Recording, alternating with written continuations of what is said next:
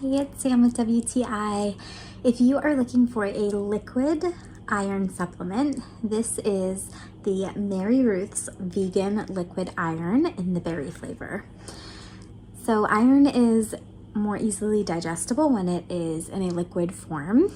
This was a huge help for me when I was actually pregnant. As a pregnant person, you are supposed to increase your iron intake, but I could not swallow the prenatal pills that included the iron. I couldn't do it. It tasted yucky. So this was very helpful for me. It was easier to digest, and I was still getting those important nutrients. Now I still need iron in my diet, but I don't eat enough of it. So this is a great option for me.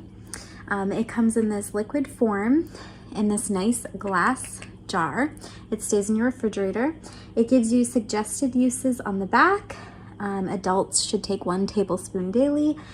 And as always, it tells you to talk with your doctor before you start any supplements or anything like that. And this company just is a wonderful company. If you research this brand, they really care about their product and what goes into their product. And that is so important in my book. And that's my point of view.